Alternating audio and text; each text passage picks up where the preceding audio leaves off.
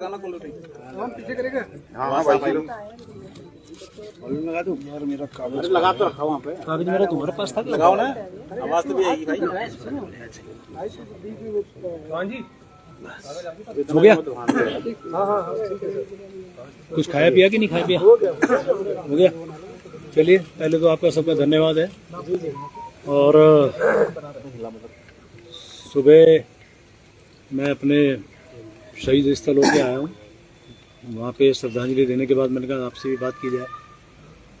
और जिस प्रकार से वातावरण आज मेरे प्रदेश में बनाया गया, और मैं तो एक आंदोलनकारी रहा हूँ, मुझे बहुत कष्ट हो रहा है ये बात कहते हुए कि एक आंदोलनकारी को जब हम लोग कहा करते थे कि आज दो, अभी दो, उत्तराखंड राज्य दो, चाहे जो मजबूरी हो, मांग हमारी पूरी हो, तो धन्यवाद तो उस शख्स का करूँगा जिन्होंने उत्तराखंड राज्य बनाया, माननीय अटल बिहारी वाजपेयी जी का। और उनकी कृपा के बाद आज माननीय मोदी जिस प्रकार से इसको संभाल रहे हैं, उनका भी मैं धन्यवाद करूँगा। और आज हमारे जैसे व्यक्ति को साबित करना पड़ रहा है कि हमने उत्तराखंड के लिए क्या योगदान दिया।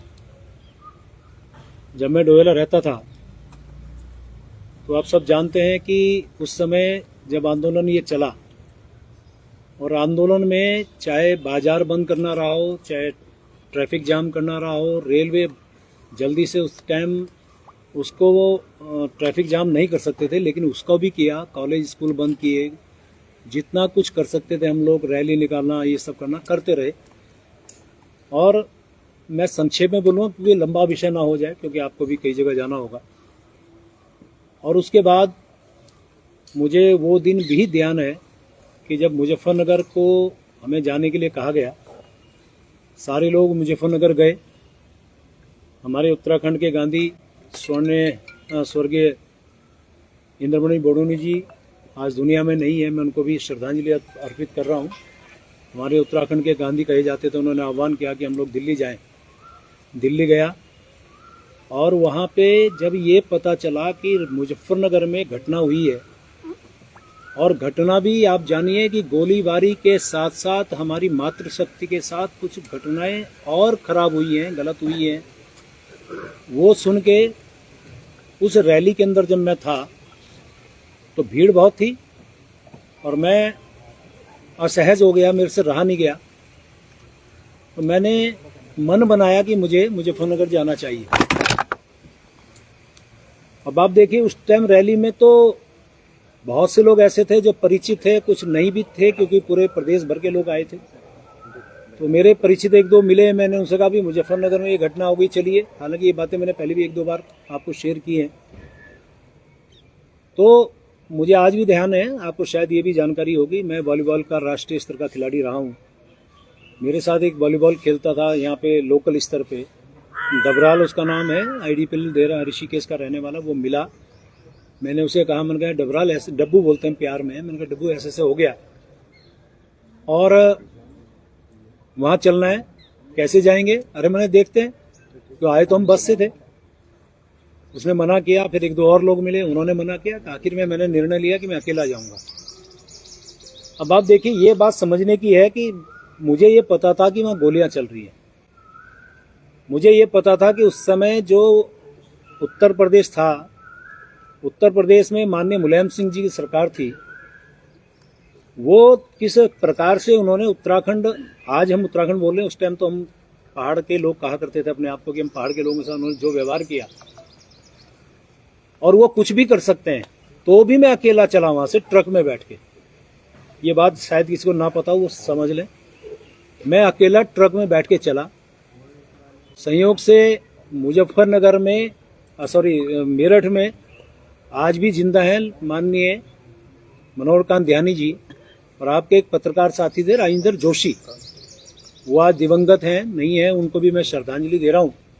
वो एक वैन में कहीं से आ रहे थे, तो मैंने कहा, अभी तुम कहाँ जा रहे हो? ऋषिकेश जा रहे हैं। मैं उतरा, उसमें बैठ गया कि मुजफ्फरनगर चलना है, सारी बातें बताई। वहाँ गए, वहाँ हालात देख के मैं बहुत अंदर से हिल गया।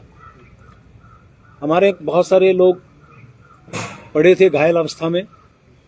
पीछे से एक आवाज आती, प्रेम अंकल। मैंने कहा देखा तो पीछे कौन है, तो आज भी वो लड़का जिंदा है, पूछ सकते हैं। एक एक बात वो है जो कोई राजनीतिक भाषण नहीं है, जो लोग राजनीतिक दृष्टि से लेते हैं इसको लें, लेकिन मैं दिल के अंदर से वो बात आपको बता रहा हूँ। मैं पीछे मुड़ा तो मैंने कहा ये तो संतोष नेगी का लड़का है। क्यों संतोष नेगी? हमारी बहन हमारी पार्टी में थी, आनंद सिंह नेगी उनके पति का नाम, वो चले गए दुनिया से, उनको भी श्रद्धांजलि है। तो मैंने बेटा क्या हुआ कि अंकल मेरे पैर में गोली लगी है।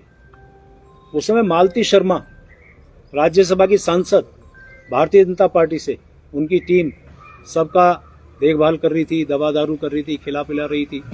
मैंने बहन को कहा, मैंने बहन ये मेरे यहाँ का कार्यकर्ता है, इसका विशेष ध्यान रखना। आगे बढ़ता हूँ तो बॉडी का, डेड बॉडी का आंखों से मैं अब बयान नहीं कर सकता, ये स्थिति थी। वहाँ से जैसे कैसे हम आए रात को, फिर रायवाला, फिर वहीं नेपाली फार्म उतरा क्योंकि उनको तो ऋषिकेश जाना था, मुझे डोवेला जाना था। वहाँ से जैसे कैसे डोवेला पहुँचा अगले दिन, फिर जो मंजर हुआ वो सब पे जानकारी में होगा। ऐसी मैं सिर्फ बहुत संक्षेप में बता रहा हूँ। ये जो मसूरी का घटना हुआ, 6 आंदोलनकारी और एक उमाकांत त्रिपाठी शायद नाम था, उस टाइम सीओ थे, उनकी भी शहादत हुई थी गोलियों से।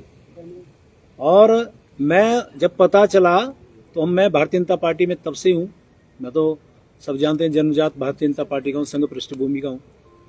तो मोटरसाइकिल पे बैठ के मैं पहुंचा था मसूरी, और वहां के बाद ये स्थिति आई कि शायद जहां तक मुझे ध्यान आ रहा है कि उस समय डीएम थे राकेश बहादुर, शायद वो मुझे बर्दाश्त नहीं कर पा रहे क्योंकि आंदोलनकारी और एक जिसे कहते हैं कि क्या भाषा बोलेंगे इसे, बहुत तेज उग्र आंदोलनकारी था मैं, और उन लोगों की निगाह में, प्रशासनिक निगाह में हम खटकते थे। सुभाष गुप्ता आपके पत्रकार साथी उस समय अमर उजाला में थे, वो आज भी हैं, ग्राफिकर में, पूछ सकते हैं। उन्होंने मुझे कहा भाई साहब आप यहाँ से चले जाएं। मैंने कहा कैसे चला जाऊं, मेरे यहाँ के लोग मर गए, हमारे यहाँ शहादत हो गई, कैसे चला जाऊं? गुस्से में बोल रहा था मैं। मुझे अलग से ले गए क्योंकि उस टाइम हमारे पत्रकार साथियों में जो भाव था हमारे प्रति, वो मैं आभारी हूं उनका भी। उन्होंने मुझे अलग ले जाकर कहा कि आपको पुलिस एनकाउंटर कर सकती है या फिर आपके खिलाफ एनएसए लगा सकती है, इसलिए आप चले जाइए, मैं आपसे हाथ जोड़ रहा हूँ। हाथ जोड़ रहा हूँ शब्द कहा उन्होंने, अकेले में ले जाके, और कह रहा कि मैं पैर पकड़ सकता हूँ आपके। ये स्थिति है अब आपके और राजेंद्र शाह के खिलाफ। राजेंद्र शाह के बाद जो हमारे विधायक थे फिर उनके खिलाफ, आज वो भी नहीं है, उनको भी श्रद्धांजलि दे रहा हूँ, उनको उनके खिलाफ फिर एनएसए लगी थी। फिर वहां से मैं गया, खुशहाल सिंह राणा आज भी जिंदा है, उनके यहाँ रुका मैं रात को, पुलिस नीचे घूम रही, मैं उसमें बैठा हूँ। और उसके बाद मैं वहां से सुबह सुबह अपनी मोटरसाइकिल से भागा, देखा तो यहीं पे जो आपका कांग्रेस भवन है, यहीं से वो बॉडी मुसरू से आई। तो यहाँ पे लोगों ने जाम लगाया, जैसे कैसे बॉडी को जो हरिद्वार तक अंत्येष्टि उनकी होनी थी उनको भिजवाया। तो ये बहुत सारी घटनाएं। डॉक्टर मनोज जोशी जी आए थे, डोयाला में उनकी अरेस्टिंग नहीं होने दी, बहुत देर तक उनकी गाड़ी के आगे लेटा, बहुत सारी घटनाएं। तो मैं ये जो बातें बताई, इसका मतलब सिर्फ इतना है कि जिसने इस आंदोलन, इस उत्तराखंड को बनाने में अहम भूमिका निभाई, लाठियां खाई। एक मेरे पास आज वो फोटो नहीं है, यदि वो फोटो तो मैं आज आपको दिखाता कि वो फोटो आप देखते तो पुलिस वाले लठ मार रहे हैं, मैं नीचे पड़ा हूँ, एक हाथ से अपने आप को सेव कर रहा हूँ कि बचा लो। ऐसे मैं उस टाइम लाठियां खा रहा था संघर्ष के दौरान। तो आज ऐसे व्यक्ति को सिर्फ इसलिए उसको टारगेट बना जाए तो मुझे बोलने की आवश्यकता नहीं है। और मेरे जैसे एक आंदोलनकारी की बात को जिस प्रकार से तोड़ मरोड़ के पेश किया गया, चलिए मुझे बड़ा दुख है, मैं बहुत आहत हूं आज कि ऐसी स्थिति में मुझे लगता है कि जिस प्रकार से माननीय धामी साहब मेरे माननीय मुख्यमंत्री हैं, उनके कुशल नेतृत्व में मेरी सरकार बहुत अच्छा काम कर रही है, प्रदेश के सर्वांगीण विकास का काम कर रही है। और माननीय मोदी जी का तो क्या कहना, उनके तो आशीर्वाद से हमारा उत्तराखंड राज्य आज नित दूनी 4 गुनी प्रगति की ओर बढ़ रहा है। किसी भी स्थिति में मैं बात करूं तो माननीय मोदी जी का जो लगाव झुकाव हमारे उत्तराखंड वासियों से है, और मैं हमेशा एक बात करता हूं, उनके दिल में हम बसते हैं और हमारे दिल में वो बसते हैं। तो वो तो हमेशा हमारे इस प्रकार के नेता हैं जिनको 21 देशों से जिनको सर्वोच्च सम्मान मिला हो, उनका प्यार आशीर्वाद हमारे उत्तराखंड को मिल रहा है, मैं उनका भी बहुत धन्यवाद कर रहा हूं। और इन सब बातों के बाद जो वातावरण मेरे प्रदेश का बनाया गया, मेरी इच्छा है मेरा प्रदेश आगे बढ़े। मैं इस प्रदेश को आगे बढ़ाने में मेरे से जो योगदान जो मेरा हो सकता है मैं देने को तैयार हूं, और इसलिए आज मैंने निर्णय लिया है मैं अपने पद से त्याग पत्र देने माननीय मुख्यमंत्री जी के पास। बहुत बहुत धन्यवाद।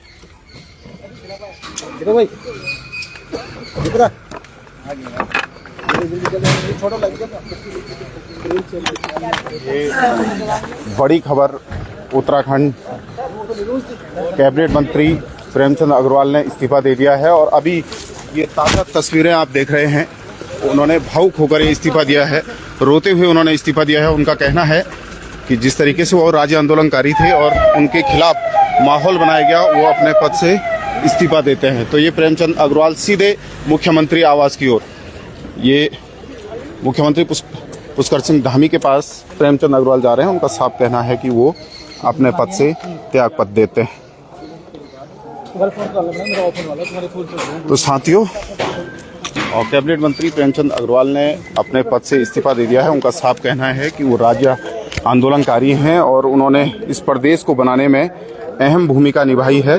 और उनका कहना है कि जिस तरीके से उन्होंने इस राज्य को बनाने में अहम भूमिका निभाई, उनके खिलाफ माहौल बनाया गया, उनके बयानों को तोड़ मरोड़ कर दिया गया, पेश किया गया। उनका कहना है कि वो इस प्रदेश के जो कैबिनेट मंत्री थे, कैबिनेट मंत्री पद से इस्तीफा देते हैं और सीधे मुख्यमंत्री पुष्कर सिंह धामी के पास जा रहे हैं। यानी कि अभी की ये बड़ी खबर है, कैबिनेट मंत्री प्रेमचंद अग्रवाल ने इस्तीफा दे दिया है और भावुक होकर उन्होंने ये इस्तीफा अपना दिया है और सीधे अब मुख्यमंत्री आवास के लिए यहाँ से रवाना हो गए हैं।